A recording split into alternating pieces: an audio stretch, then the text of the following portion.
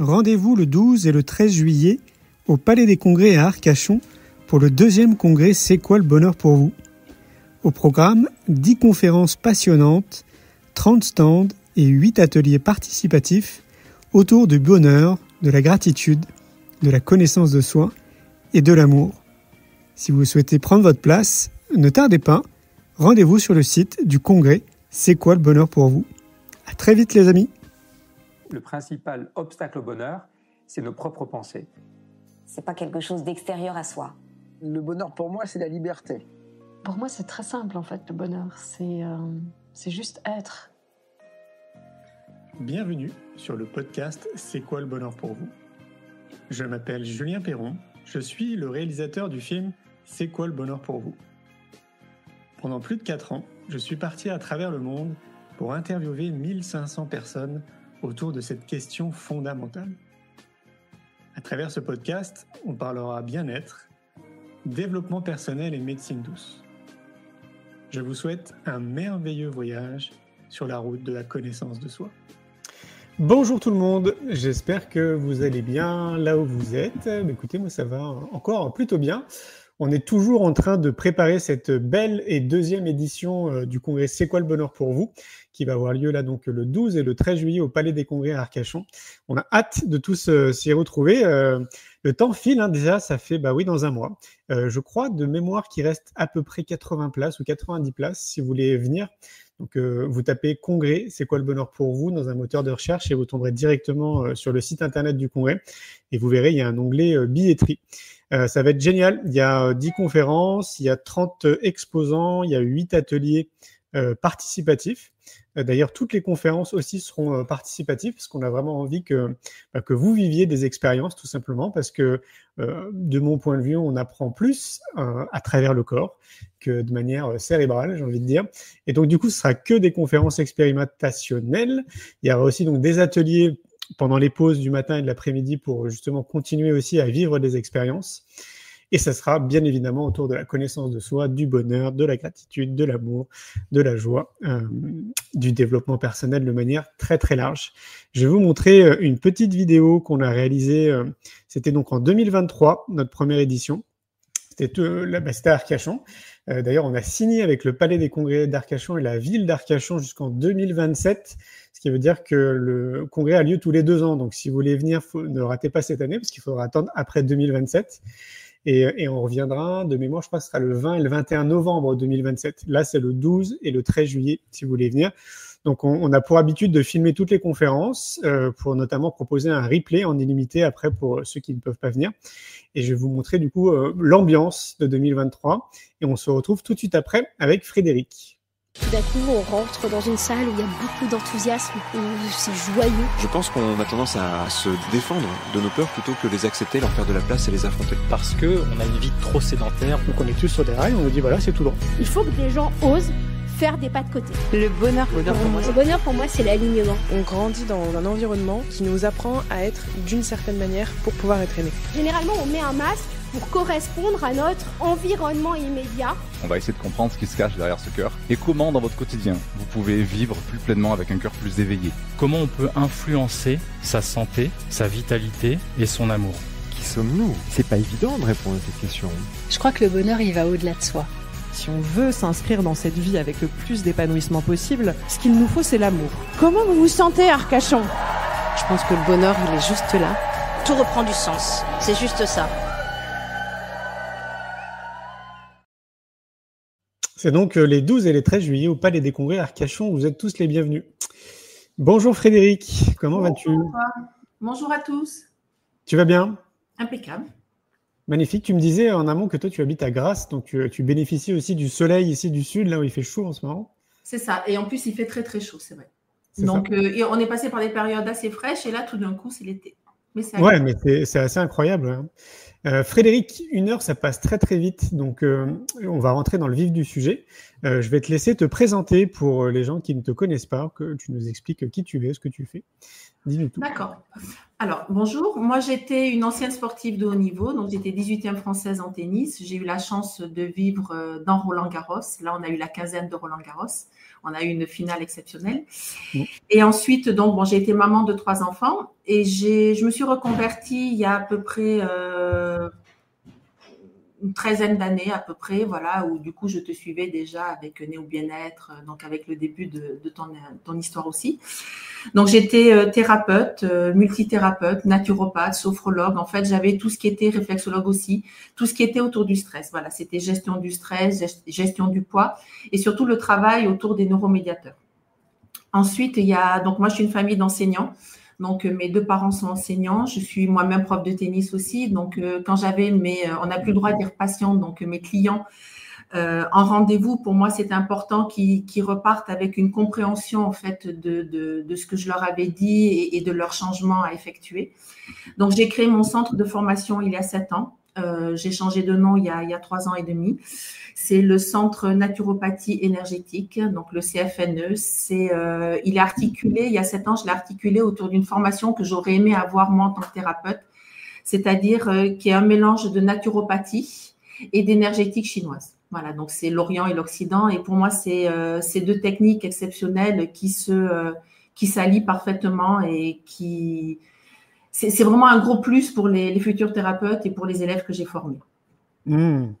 Qu'est-ce qui t'a amené à t'intéresser à ces sujets? Parce que, bon, j'imagine que je ne te l'apprends pas, tu sais, on est dans une société où on est peut-être 20% de la population à s'intéresser, on va dire, aux médecines douces, au bien-être, au développement personnel, à la connaissance de soi. C'est quoi, toi, c'est le tennis qui t'a amené à ça? Alors, non. Alors, par la force des choses, par une hygiène de vie sûrement, mais je pense qu'en fait, dans naturopathie, et quand on ne sait pas ce que c'est la naturopathie, c'est un mélange de différentes techniques. On va utiliser différentes techniques pour essayer d'aider son client. Moi, dans naturopathie, en fait, il y a le mot nature. Et c'est vrai que j'ai la chance, avec mes parents, d'avoir une maison de campagne en pleine nature au-dessus de Mazamet. Donc, en dessous de la Salvetat-sur-Agoutte, on est en pleine forêt, on est à 1000 mètres.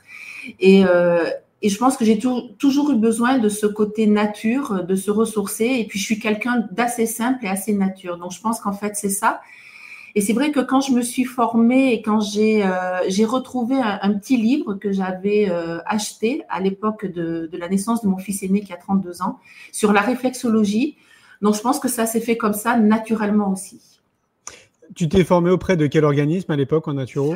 Alors, moi, donc je m'occupais de mes enfants, j'avais mes 3 enfants et j'étais assez autodidacte par déjà peut-être mon caractère. Donc, j'avais fait des formations en ligne et j'allais faire des stages. Donc, j'avais fait des stages notamment chez Michel Freud, la petite fille de Freud. J'avais fait des stages à l'IFSH, une école à Nice qui a fermé il y a 1 an et demi. Voilà, je faisais beaucoup de stages. Je faisais aussi des week-ends avec des laboratoires et j'ai énormément lu. Voilà, ça, une bible. Oui, voilà. Puis en fait, j'ai pris une base et je continuais d'approfondir. Voilà. Oui, puis j'allais dire, j'imagine que c'est sans fin. Tu dois continuer aussi. C'est une formation continue. À partir du moment où tu mets le nez là-dedans, c'est un peu comme une boîte de Pandore, non? C'est ce que j'explique à mes élèves, c'est qu'il ne faut pas qu'elles partent trop sur… Alors, ma formation, entre guillemets, en naturopathie énergétique, j'en ai d'autres qui vont faire que naturo ou que énergétique chinoise, est très, très complète, elle est très riche. Et en fait, c'est quand on se forme, qu'on se forme nous-mêmes et qu'on va voir vers quoi, en fait, on tend, ce qu'on préfère. C'est vrai qu'il y en a qui vont préférer les fleurs de bac, les huiles essentielles, l'aroma, etc. Moi, j'étais vraiment axée sur tout ce qui était au niveau du cerveau. Voilà, les déséquilibres au niveau du cerveau. Mais oui, alors, en tant que formatrice et directrice du centre, j'ai pas trop le temps de m'occuper de toutes les nouveautés. Mais en tant que thérapeute, oui, il y avait toujours un plus, en fait, de se former. On me disait, ah, mais c'est pas normal, t'en fais trop. Bon, est-ce que c'est parce que aussi il y avait ce côté sportif de haut niveau qui était derrière, mais on a besoin d'en savoir plus pour être le plus holistique possible. Oui, c'est ça. Ouais. C'est une bonne transition parce que justement, à mon sens, la naturopathie, c'est une médecine holistique. Complètement. En tout cas, moi, je la mets dans cette case-là. Est-ce que tu travailles aussi, entre guillemets, avec des médecins, tu sais, un peu plus généralistes qui ont été formés pour être médecins en parallèle? Est-ce que tu es en contact avec des médecins qui sont ouverts aussi à cette approche? Parce que je trouve que les deux sont complémentaires en réalité. Alors, ce n'est pas de la réalité, elles sont complémentaires. Déjà, on n'est pas pour contredire le médecin, pas du tout. On est là pour accompagner dans certaines choses qu'eux ne font pas. Alors moi, quand j'étais thérapeute, j'ai essayé, mais c'est il y a 14 ans, donc c'était déjà un petit peu compliqué parce qu'on passe un peu pour des gourous. Et là, non, parce qu'en fait, là, j'ai plus le statut, entre guillemets, de naturopathe, mais j'ai certaines de mes élèves qui, elles, fonctionnent donc avec des médecins et qui travaillent dans des cabinets pluridisciplinaires. D'accord, oui. Parce que ce qui serait intéressant, ça serait, tu sais, de définir, ce serait quoi ta définition de la naturopathie pour les gens qui vont nous écouter ou tomber sur le podcast et qui ne connaissent pas en fait cette approche. Si tu devais la définir, ce serait quoi pour toi? La naturopathie, c'est déjà une technique de prévention. Donc, c'est déjà, même si on ne fait pas, c'est ce que je dis aussi, c'est que même si on sait ce qu'il faut manger et si on le fait pas bien, au moins on le fait en conscience. Voilà.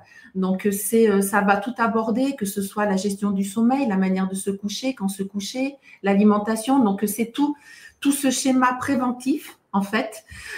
Et après, bien sûr, essayer de s'aider de manière la plus naturelle possible, que ce soit avec des huiles essentielles, avec des fleurs de bac, avec de la phyto, c'est simplement avec de l'alimentation, de la micronutrition. Voilà, c'est essayer d'aller vers le plus naturel possible, le moins chimique possible.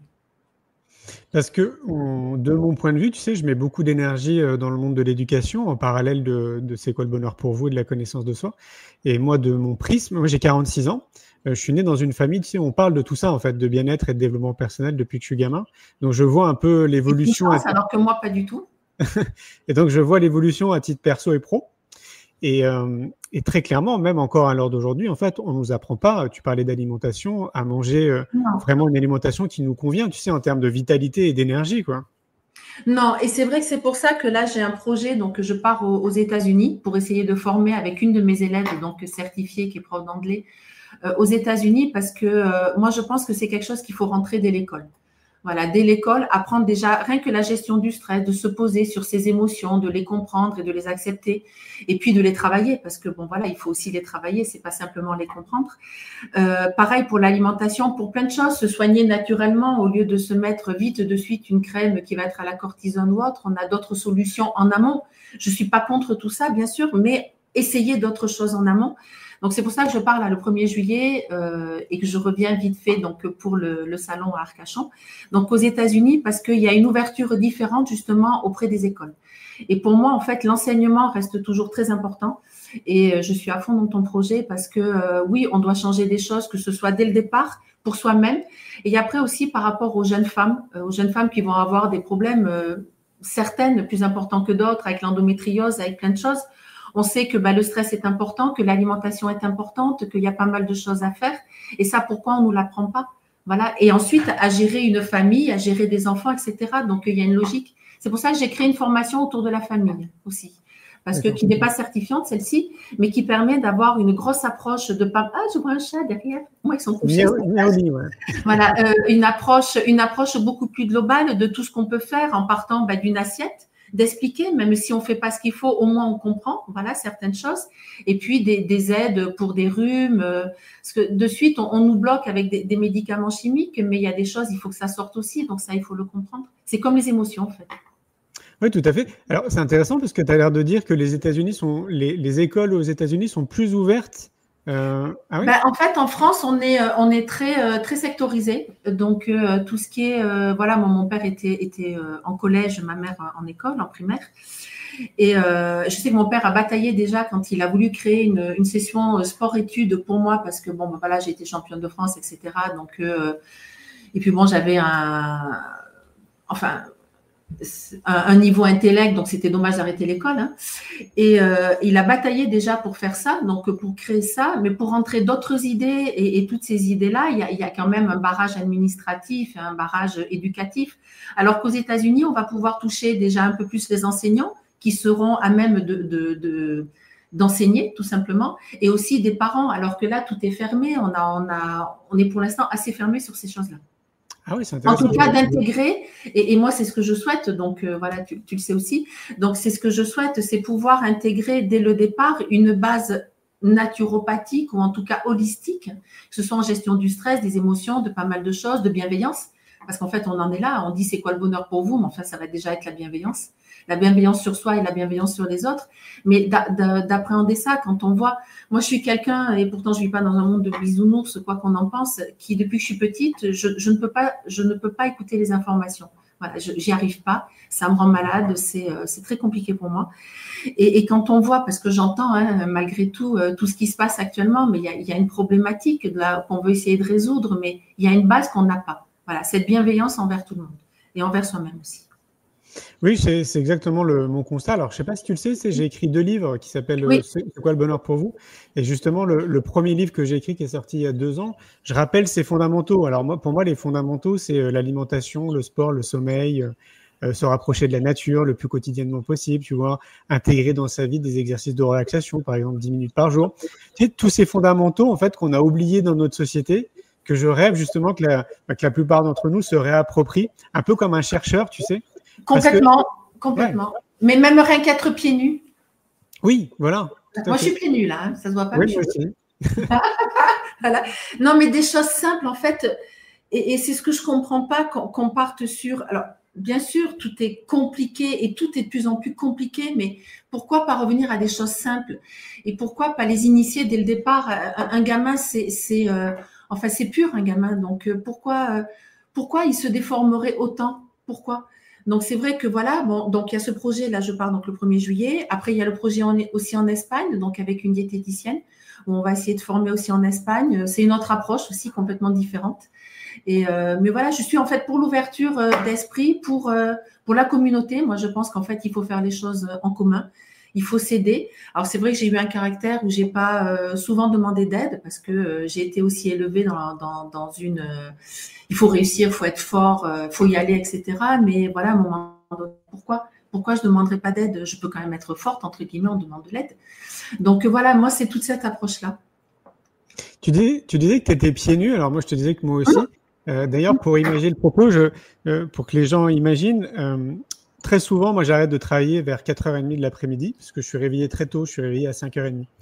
Et donc, 4h30, après, c'est pour moi. Donc, je vais faire du sport. Généralement, je fais du vélo. Et je passe dans l'équivalent d'une belle forêt. Et très souvent, quand j'arrive là-bas, justement, je m'arrête, j'enlève mes chaussures et je me mets pieds nus parce que c'est de la terre. Je suis vraiment en connexion avec la terre. Et j'y reste bien, je pense, 20 minutes tranquillement parce que j'ai découvert au fur et à mesure des années que ça avait vraiment beaucoup de bienfaits. Bien sûr. Mais déjà, sans même se connecter, entre guillemets. Parce que si tu parles de connexion, on va aller sur un gros sujet. Sans même se connecter, mais déjà avoir le ressenti. Parce qu'en fait, chaque fois, les chaussettes bloquent un ressenti, la chaussure bloque un ressenti, bloque en fait le mouvement du pied. Donc déjà, pour soi, en fait, c'est bloquer quelque chose. Après, oui, bien sûr, on le sait, s'ancrer, se connecter, etc., c'est autre chose. Et c'est propre à chacun et ça, on ne peut pas l'imposer. Mais déjà, avoir ce ressenti sur soi, qu'est-ce que c'est de marcher pieds nus, d'avoir le contact des éléments, en fait, du sol, même dans la maison. Pour moi, c'est… Enfin, oui, on me traite de gitane, mais c'est pas grave. Hein. Pieds nus. Après, en plus, ce qui est intéressant pour les cartésiens, c'est que maintenant, il y a quand même des études scientifiques qui montrent justement les bienfaits d'être pieds nus et les bienfaits de se reconnecter à la terre parce que, justement, comme tu le dis, on est déconnecté, que ce soit avec nos chaussures, le bitume, et ça nous reconnecte à ce magnétisme en fait terrestre qui nous rééquilibre à plein de niveaux. Et c'est ça aussi. Alors, quand j'étais, puisqu'on parle de ça, quand j'étais thérapeute, donc c'est chez moi, j'ai la chance d'avoir une grande maison où j'ai pu faire un cabinet médical à part et où je forme aussi maintenant. Donc en fait, quand je fermais la porte, voilà, que ce soit dans un sens ou dans l'autre, j'étais maman ou j'étais thérapeute. Et en fait, j'ai compris quand j'ai créé ma formation il y a 7 ans, j'ai compris comment je fonctionnais. Et donc, ça a commencé à s'ouvrir à nouveau à ce moment-là. C'est-à-dire que quand j'étais thérapeute, je savais déjà ce qu'avaient mes clients. C'est compliqué pour moi de ne pas dire patient, mais bon, voilà, on va faire attention. Je savais déjà parce que j'avais ce ressenti-là. Bon, très bien. Bon, bien sûr que j'avais des questionnaires, etc. Mais je savais. Voilà. Par contre, je ne savais pas que je savais. Puisque pour moi, c'était… Voilà, non, mais c'est ça en fait. C'est ça. C'est pourquoi ça va alors que pour moi, c'était logique, c'était normal. C'était intuitif. Mais en fait, quand on l'est, on ne se rend pas compte qu'on l'est, puisque toi, tu as la chance d'être dans ce milieu-là. Moi, je ne l'étais pas dans ma famille. Okay. Et du coup, quand j'ai créé la formation, faire les cours et tout ça, c'était, ça a été une multitude de recherches autour de ce que je savais, ce que j'ai appris, ce que j'ai cherché. Mais il y avait aussi tout ce qui est, quand j'ai dû faire une anamnèse. L'anamnèse, pour moi, ça a été un gros problème. Parce que comment expliquer, en fait, aux personnes qu'on va comment expliquer l'anamnèse, alors que moi, l'anamnèse, je la faisais après, mais en fin de compte, l'anamnèse, j'en avais pas trop besoin. Et c'est là que j'ai commencé à me poser des questions, et bien, il y a quand même quelque chose qui est étrange, voilà. Et du coup, ben voilà, là, ça fait donc plus de 6 ans que je travaille là-dessus et que, ben, entre guillemets, voilà, cette connexion s'est rouverte. Voilà, moi, j'étais médium de l'enfance. Donc, j'étais pas du tout dans la famille adaptée, entre guillemets, pour comprendre ce genre de choses, ou en tout cas pour en parler. Donc, c'était assez terrifiant. Donc, j'ai eu assez peur de ce qui se passait. Donc, j'ai fermé tout ça vers 9-10 ans. Et c'est vrai que là, c'est complètement ressorti et j'allais dire à fond depuis 3 ans. Et voilà. Et donc, c'est ce que j'explique à mes élèves, c'est qu'il y a le visible.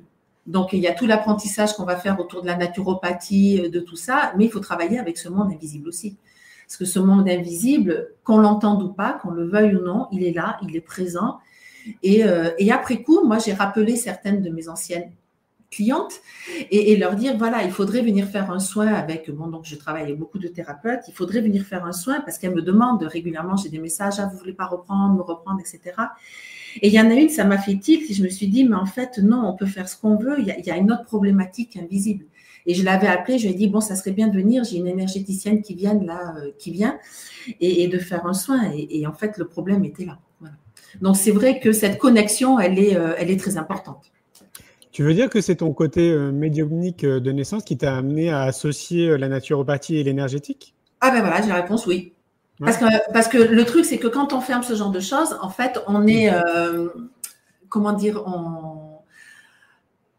alors, je suis en train d'écrire un livre, justement, là-dessus, qui sera un livre évolutif, puisqu'en fait, il sortira d'une certaine manière, et puis chaque fois que j'aurai des nouvelles expériences, en fait, je remettrai dessus. Voilà, donc il sera mis à jour. Ça sera comme les cours, mis à jour.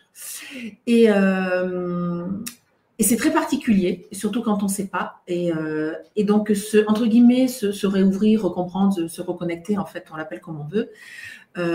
Pour moi, ça a été très douloureux. Parce que, en fait, quand on ferme tout ça et que même si on est intuitif, alors on comprend mieux certains choix qu'on a fait dans la vie. Alors que, j'allais dire, d'un point de vue purement intellectuel, il paraîtrait stupide. Et en fin de compte, il y a quand même, on sent qu'on a quand même travaillé avec l'intuition et qu'il y a quelque chose derrière. Voilà. Mais on le comprend des années après. Et c'est vrai que ça a été, donc, il y a quelques années, il y a 4 ans, en fait, comme un arbre, on m'a enlevé toutes les couches, pour justement faire place au cœur et à l'intuition. Et plus fonctionner avec, en fait, l'ego intellect, pas le moi-je, parce que le moi-je, en fait, il est pas intéressant, mais l'ego intellect qu'il faut avoir, bien sûr, mais qui est là souvent pour nous faire peur et pour nous poser des mauvaises questions, pour nous embrouiller. Alors, c'est vrai que donc ça a été très douloureux. J'ai été très, très bien entourée parce que j'ai fait énormément de rencontres, donc des thérapeutes qui sont mes amis, hein, et qui sont aussi certaines de mes formatrices. Et donc, pour faire place à l'intuition, franchement, je dirais c'est du sport. Ça a été du sport. Donc, voilà, il y a eu ce travail-là. Et c'est pour ça que je pense que tout livre là-dessus permet de peut-être va toucher une personne, mais d'aider une personne à comprendre que non, elle n'a pas un problème, non, elle n'est pas folle, non, elle n'est pas ci, non, elle n'est pas là, mais qu'il y a autre chose qui se passe. Voilà. Et c'est vrai que mes élèves qui viennent vers moi ont souvent cette connexion-là qui est souvent fermée. Et moi, je le sens de suite au téléphone parce que j'ai certaines réponses, même pas mal. Et comme j'ai fermé, en fait, j'ai souvent une réponse avec le corps qui est un peu problématique, que je ne peux pas contrôler, mais c'est un moyen de me dire, OK, tu as fermé ça, maintenant tu l'as, et puis tu assumes, quoi, clairement. D'accord. C'est intéressant. Quand tu dis que tu sens que c'est fermé, tu parles de cette connexion intuitive? Alors, la connexion intuitive, mais pas que. Il y a aussi la peur. Alors, on en parle de plus en plus. Il y a un livre, là, il y a un film actuellement au cinéma, non? Sur l'intuition? Oui, il y a un film sur l'invisible, non? J'ai vu vaguement. Ça me dit rien. Je crois qu'il y a un film actuellement sur là-dessus. Qu'est-ce qu'on doit penser de l'invisible, de ce qui se passe, etc. Et je pense qu'on est, on est mal informé. Moi, j'ai quelqu'un dans ma famille qui a été considéré comme schizophrène, hein, qui aurait 95 ans là. Et en fin de compte, parce qu'elle entendait des choses.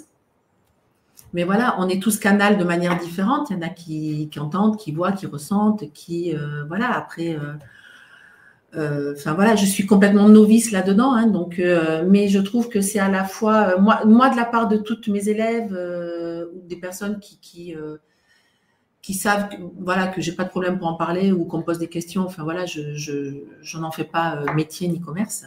Au contraire, voilà, merci de la réponse, parce que ça le dit en même temps que moi, donc ça me fait un mouvement du corps, c'est passionnant. Je pense elles ont souvent peur. Parce qu'elles ont vu des choses qui faisaient peur et voilà, donc c'est vrai qu'il y a ce monde-là et au contraire, c'est en ça qu'il faut s'unir, qu'il faut s'allier, qu'il faut en parler et qu'il ne faut pas avoir peur et que, entre guillemets, il faut briller.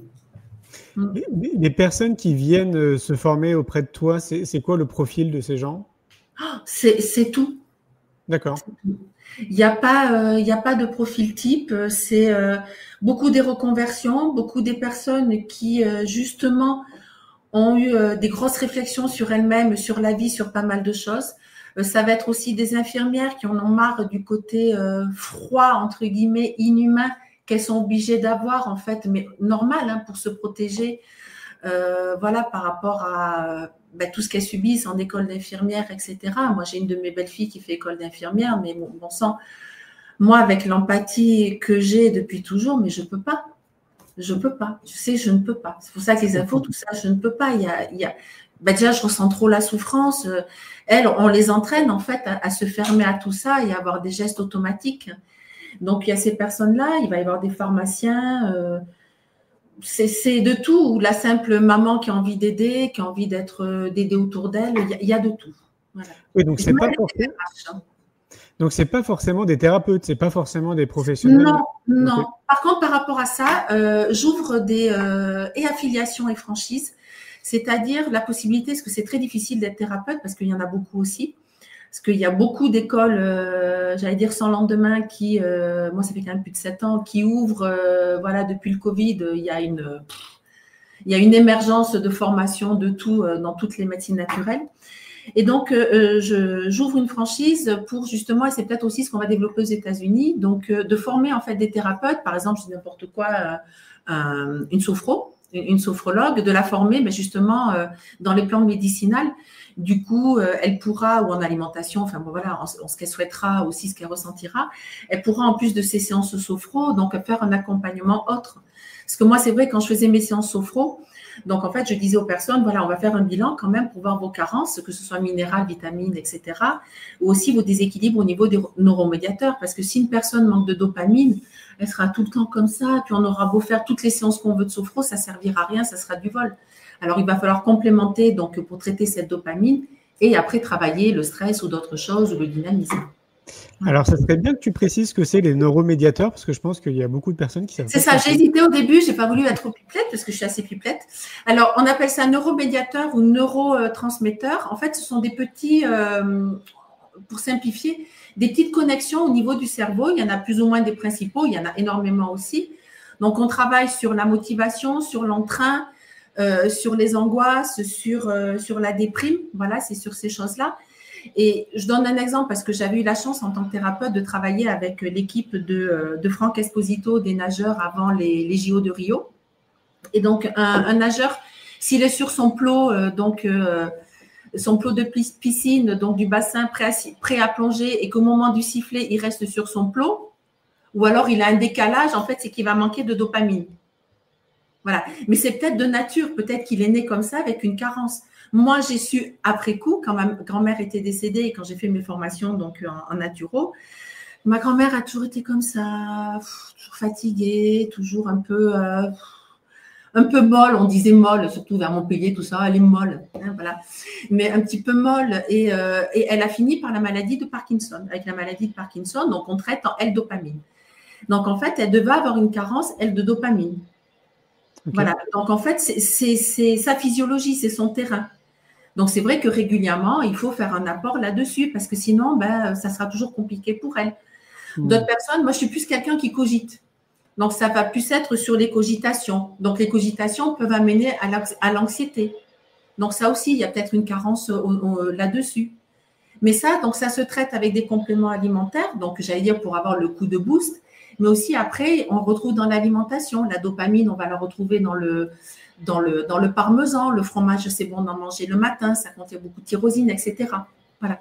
Donc, en fait, c'est pour ça que la naturopathie, en fait, il faut être, entre guillemets, bien formé et mieux que Google, parce que c'est ça aussi. Avoir un certificat, c'est une chose, mais il faut avoir quand même des gros fondements.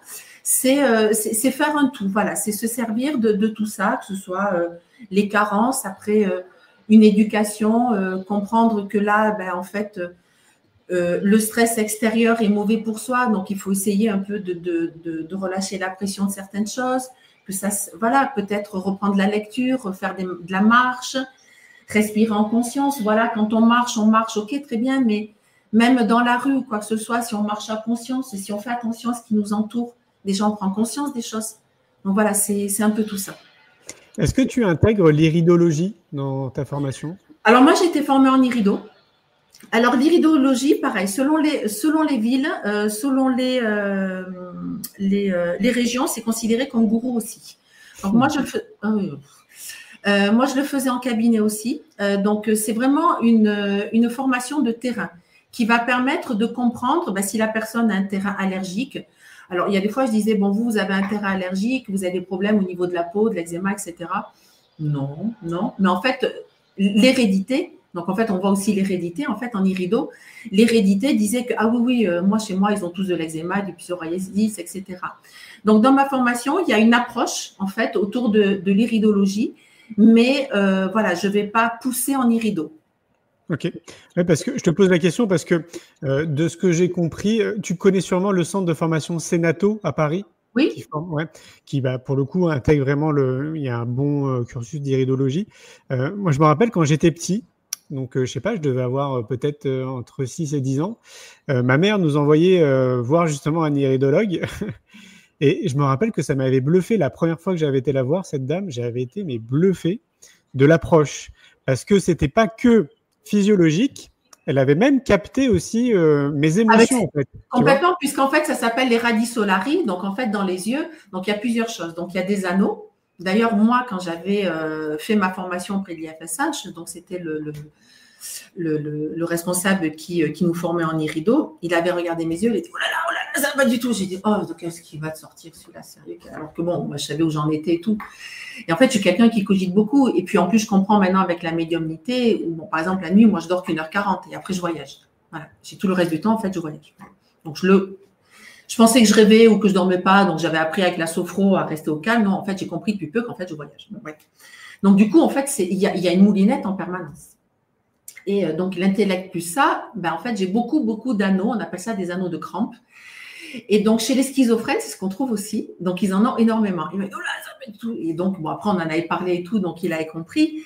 Mais voilà, donc il y a ça. Et puis, il y a aussi, en fait, donc, dans les yeux. Donc, en haut, donc, sur la zone haute, donc des traits. Voilà, ça s'appelle des radii solari. Et en fait, ces radii solari, au plus il y en a, au plus il y a d'anxiété et entre guillemets, de mauvaise cogitation. Voilà, donc oui. Donc, c'est ça. Tu dois avoir plein de petits trucs qui brillent vers le haut. Je ne sais pas, peut-être. Je ne sais pas, c'est possible. Et puis qu'est-ce qu'elle avait dit? Donc, elle avait capté aussi que j'étais épuisé, en fait, à l'époque. Oui, en acidose. Ah oui, j'étais vraiment fatigué. Et bon, là, en l'occurrence, j'avais un grand manque de fer.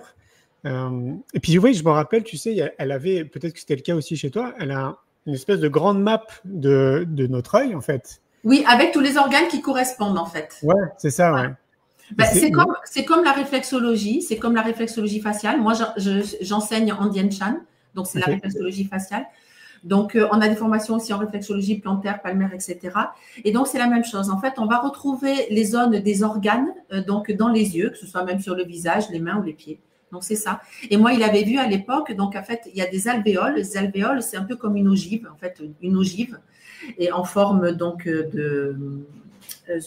comme une ogive. Et en fait, dans la zone des poumons. Et oui, à 4 ans, j'avais failli mourir de pneumonie. Donc, en fait, c'était ça. Donc, oui, on retrouve complètement. C'est impressionnant. Mais tu vois, je ne pensais pas que même encore à l'heure d'aujourd'hui, c'était mis dans l'étiquette ésotérique. Ah si, et nous, sur la Côte d'Azur, c'est gourou parti. Hein. Ah ouais, ok. Ouais. Ah, Et j'ai eu parce que du là- mal, j'ai voulu former, moi non, parce que je ne peux pas tout faire déjà. Et j'ai voulu trouver une formatrice en irido, très compliqué. Et puis, ouais, c'est selon les régions, c'est gourou parti. Ah ouais, ok. Bon, en tout cas, pour ceux que ça intéresse, j'imagine, si on tape iridologie, iridologue, peu importe le département dans lequel on se trouve, on doit. Oh, il y en a, hein, parce que moi, à Grasse, je sais, il y a quelques années, j'avais été en contact avec une qui faisait à la fois, je ne sais plus, c'était chiro et irido, où mes patients me l'avaient indiqué aussi, elle était très bien. C'est pour ça que tu t'as intégré davantage la médecine traditionnelle chinoise, parce que je pense notamment tu sais, aux dents aussi qui sont connectées quasiment à tous les En fait, organes. moi, voilà, oui, c'est que je me suis formée donc, en pas mal de choses, donc réflexo, etc., etc. Donc le Dian Shan, j'avais été jusqu'à un niveau assez poussé. Et oui, puis je ne sais pas, quand on parle des émotions, bon, en naturo, maintenant, hein, j'allais dire, on dirait que c'est de la naturo, mais quand on dit, oh là là, toi, il va falloir que tu travailles ton foie, ça ne va pas du tout, tu es tout le temps en colère. Ok, très bien, donc allez, je vais me prendre des trucs au niveau du foie. Mais en fait, ce n'est pas de la naturo, ça à la base. Tout ce qui est les émotions, disons la correspondance entre l'émotion et le physiologique, en fait, sur le fonctionnement d'un organe, ça va être de la médecine traditionnelle chinoise. Donc voilà, ça c'est quelque chose qui m'a toujours fascinée et c'est pour ça que j'ai voulu complémenter. Donc j'ai quelqu'un qui, mon ex-associé, donc qui a dû arrêter pour les problèmes de santé, qui a fait la formation, elle qui était médecine traditionnelle chinoise. Voilà. Et c'est une complémentation exceptionnelle parce que justement, en naturo, on va traiter l'arthrose, aider au niveau de l'arthrose, mais de manière générale. Alors qu'en MTC, en médecine traditionnelle chinoise, on va dire, voilà, mais est-ce que vos crises d'arthrose, ça va être plutôt quand c'est humide, quand c'est sec, quand il y a du vent, etc. Donc, la médecine traditionnelle chinoise travaille avec ça. Voilà. Donc, en fait, elle va affiner, ça va être encore plus holistique. Oui, c'est ce que j'allais dire. Ouais. Oui, c'est un très bon complément. En tout cas, assez souvent, pour avoir quand même rencontré des milliers de professionnels du bien-être, assez souvent, je trouve, les naturaux, vous formez à plein d'autres pratiques parce qu'ils sont justement complémentaires à l'approche de la naturopathie. Je connais très peu de naturaux qui ont fait que naturaux, tu sais. Après, ça va dépendre de leur cursus parce que alors tout évolue. En plus, actuellement, on fait de plus en plus à distance parce que même les personnes qui veulent se former en présentiel, au dernier moment, elles vont préférer faire à distance parce qu'il y a un problème de planning, un problème d'enfant, un problème de ci, un problème de là. C'est ce que le Covid, en fait, a ouvert. En fait, il y a des années, il y avait chaque fois la réflexologie ou un massage qui était intégré dans les formations naturaux. Maintenant, non, parce que souvent, en fait, il y a des magnétiseurs qui viennent. Voilà, c'est ce que tu disais dans les thérapeutes. Ils vont être au magnétiseur ou déjà réflexologues, ils veulent un plus, ou alors ils font des massages, donc ils veulent un plus, ils veulent la naturo, qui est quand même la base, la naturo, hein, voilà, il faut le dire, hein, puisqu'on va traiter sur beaucoup de choses. Donc c'est vrai que moi, ce sont des choses dans mon centre que je mets en plus en option. Parce que quelqu'un qui est déjà réflexologue, il va se dire, attends, ça fait doublon, pourquoi je paierais pour ça? Voilà. Mais donc, du coup, il y a toutes ces techniques-là de santé, au départ, elles sont intégrées. Il y a 15 ans, elles étaient intégrées. On avait obligatoirement un massage, on avait de la réflexologie, il y avait souvent le Dian Shan, etc. Moi, je laisse toujours le Dian Shan parce que je trouve que c'est magique. Voilà. Ouais, tu peux expliquer ce que c'est parce que je pense qu'il y a des gens qui ne connaissent pas. Alors, le Dian Shan, c'est de la réflexologie faciale. On va agir donc au niveau du visage en sachant que on travaille sur des zones réflexes en réflexologie, d'accord? Donc, on travaille au niveau des pieds, que ce soit les reins, le foie, l'intestin, etc. Donc, on travaille des zones réflexes. Au niveau des yeux, on va voir les zones réflexes, mais on ne travaille pas dessus, c'est pas pareil. Mais c'est vrai, les pieds, c'est quand même, j'allais dire, ce qui est le plus excentré de tout le reste du corps, d'accord, de l'organisme. Là, en fait, le visage va envoyer directement un stimuli, une information en fait au cerveau et le cerveau est très proche. Donc, c'est pour ça que ça fonctionne très bien et que ça réagit très bien. Donc, c'est pareil, on a des cartographies. Selon la problématique, on va prendre plus ou moins une cartographie. Donc, généralement, toute cette zone-là, donc c'est une cartographie, que ce soit sur Madame Ying ou Monsieur Yang, on va travailler au niveau de la tête. Ça va être aussi bien émotionnel que les dents, le nez, les yeux, les oreilles, etc. Mais on va travailler cette zone-là. Donc, au niveau du front. Pardon? Non, je dis pour les gens qui vont nous écouter, qui ne regardent pas, je précise, c'est au niveau du front. Voilà. Ah oui, j'indiquais. Parce que, il y a des gens qui vont écouter après le podcast, mais qui ne vont pas regarder. Ah oui, moi, je suis dans le concret toujours. Donc, voilà. C'est vraiment une zone qui part des sourcils, qui arrive jusqu'au milieu du front. Et on dessine comme un ballon de rugby. Voilà. Donc, c'est cette zone-là. Et c'est vrai que là, c'est toute la zone aussi des émotions. Et quand on réfléchit, donc, et c'est pour ça qu'il a trouvé en fait des points, le professeur Bucochot, il a trouvé des points qu'on travaille avec un stylet.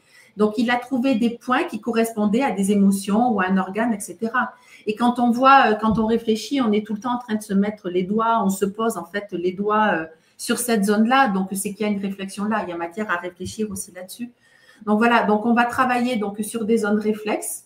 On va travailler de différentes manières. On va ou travailler pour faire ressortir des points qui apparaissent, qui correspondent à certaines problématiques.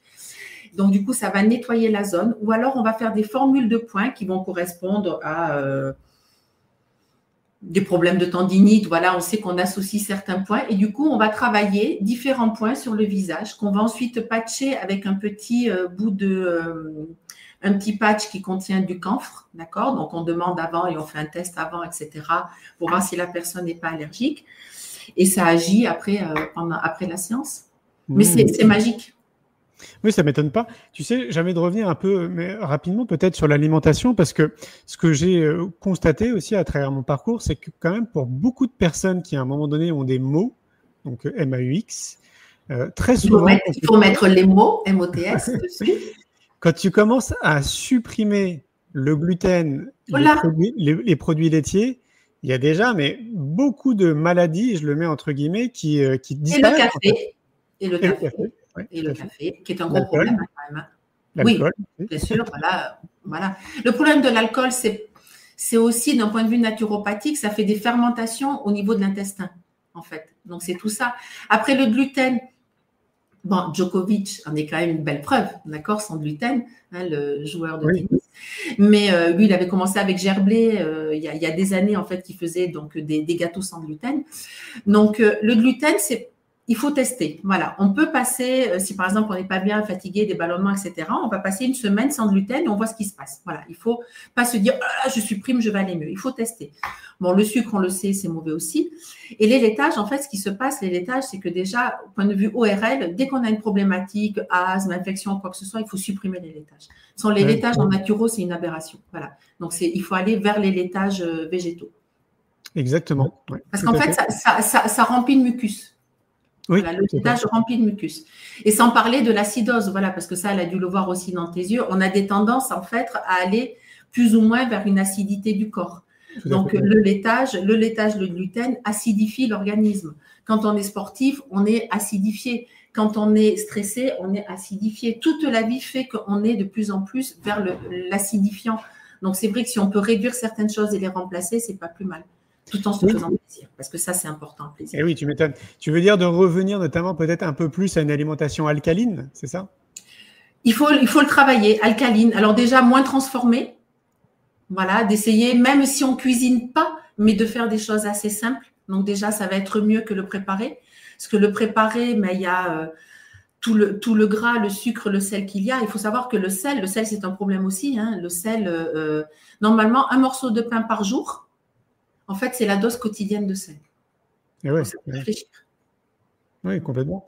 Est-ce que dans ton approche aussi holistique, tu as une approche qui est plutôt, j'ai envie de dire, corporelle, tu sais, un peu les bases dont je te parlais, parce que j'ai vraiment le sentiment que dans notre société, on est sédentarisé, mais plus, et que les gens, en fait, ne remettent plus du mouvement, tu sais, dans leur vie, quoi. Parce que… Et ça, pour moi, entre l'alimentation et remettre du mouvement dans sa vie pour quelqu'un qui a envie d'être peut-être un peu mieux dans sa peau et dans sa tête, ça serait vraiment les deux piliers sur lesquels il faudrait essayer d'avancer, quoi. Bien sûr, mais tu vois, quand tu le prends comme ça, tu commandes de chez toi, tu fais un Uber. Donc, tu es sédentaire et tu ne vas pas avoir une bonne bouffe, entre guillemets. Alors que si tu bouges… Pareil, avant, on avait des trolley, des petits chariots là, à roulettes, parce qu'on allait faire nos courses. Mais pour ceux qui ont la possibilité, pourquoi pas aller même faire une course quotidienne?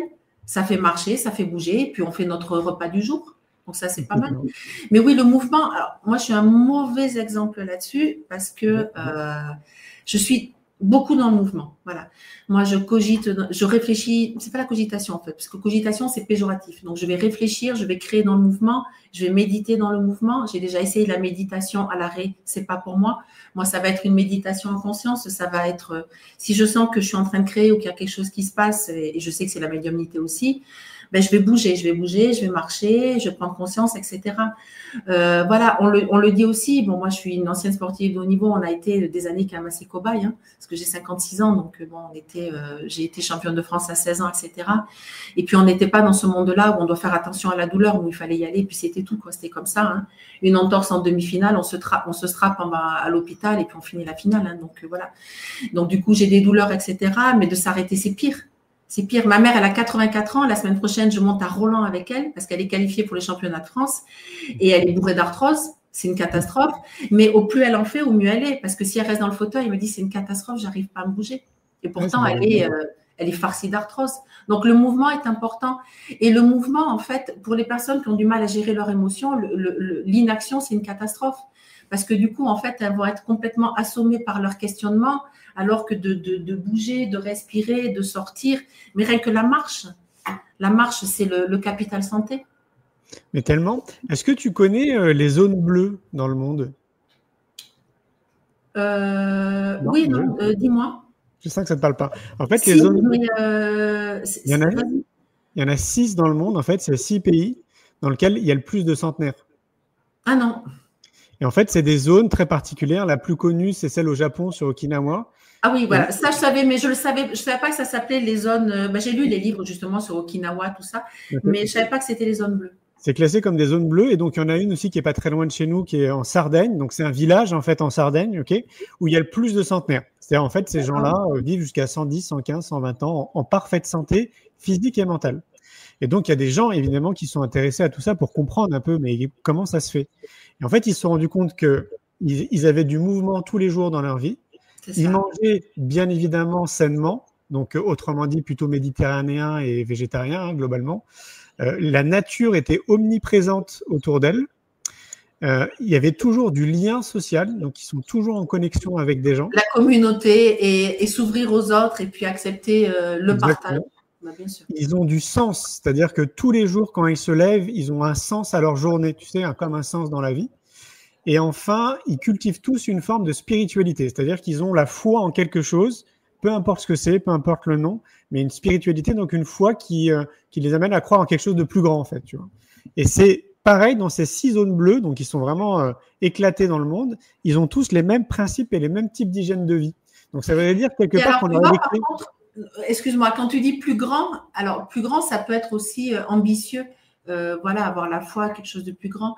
Moi, je suis quelqu'un qui a toujours prié, hein, même si je ne l'ai pas toujours dit, parce que bon, ben voilà, c'est pas quelque chose qu'on peut toujours dire. Maintenant, ben alors c'est quartier libre et je dis tout ce que j'ai à dire.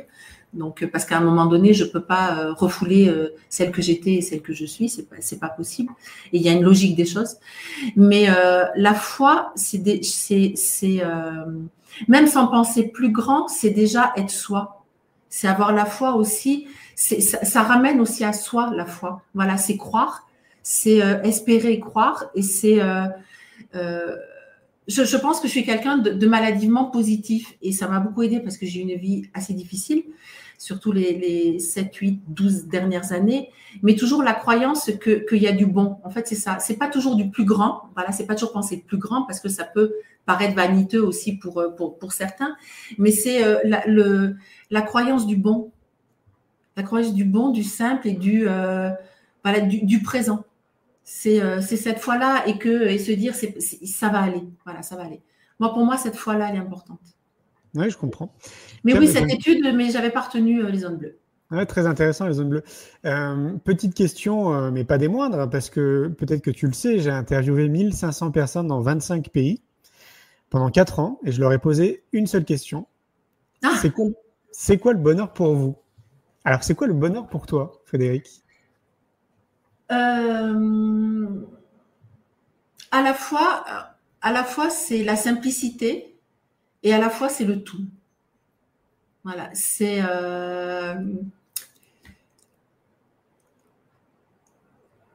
quelque chose qui me touche parce que je comprends pas, je peux pas comprendre qu'on soit vers le mauvais, qu'on soit vers le mal, qu'on soit vers la destruction, qu'on soit vers le...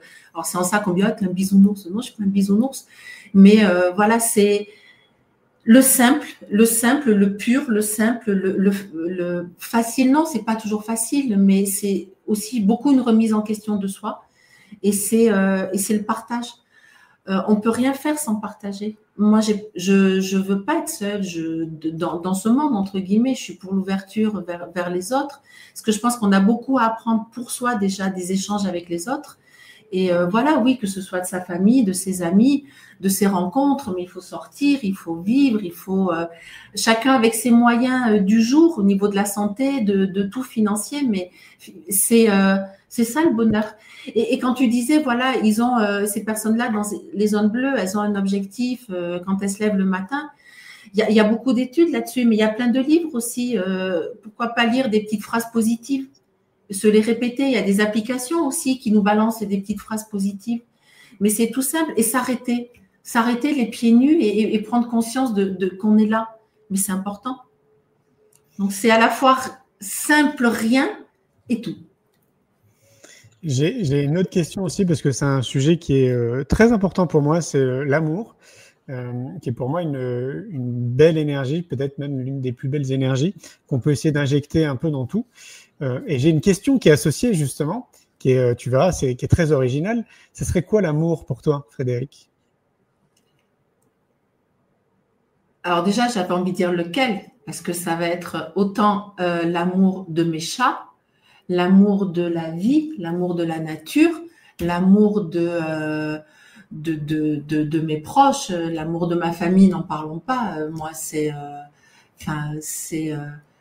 j'ai donné ma vie pour ma famille et je ne le regrette pas. Et c'est en ça, je te disais, voilà, l'intuition, je comprends.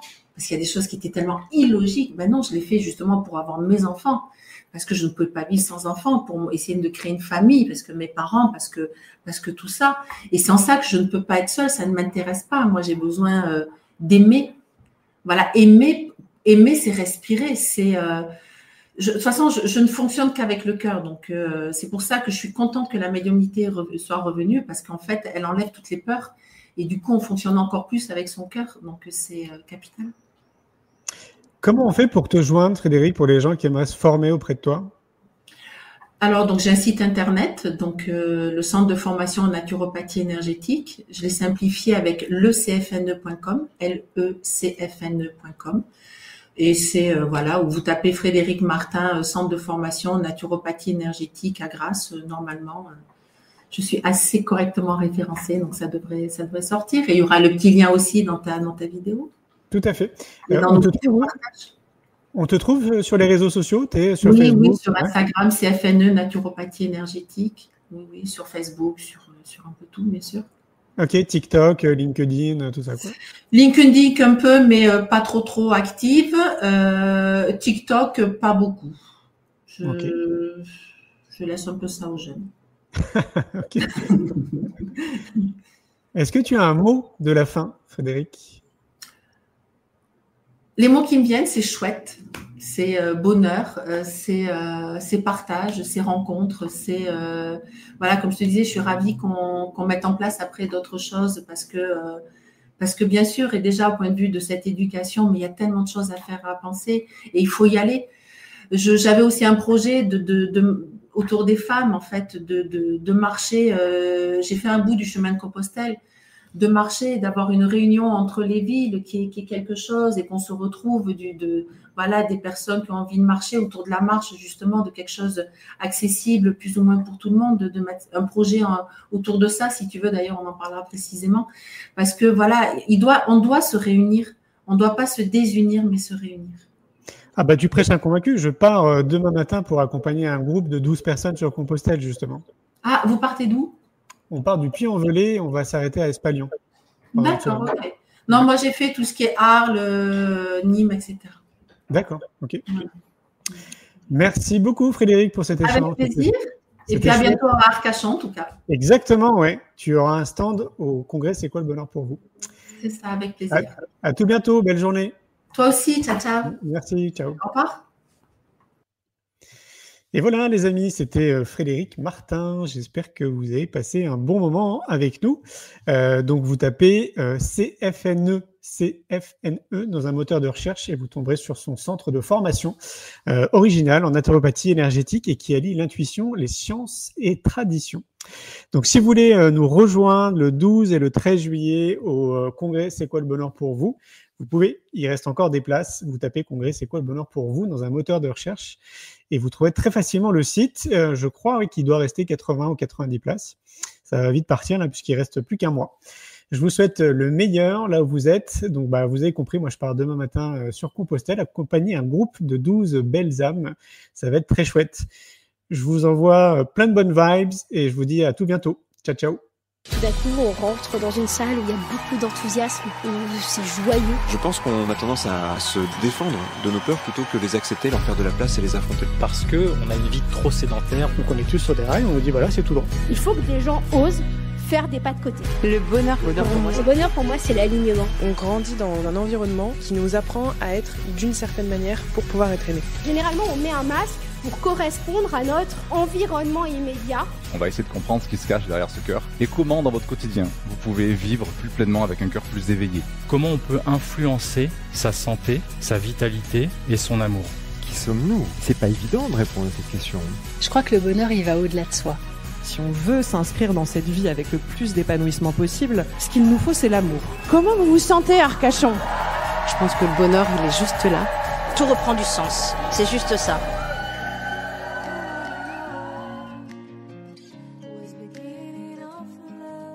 Un grand merci pour votre écoute. J'espère que vous avez passé un bon moment avec nous.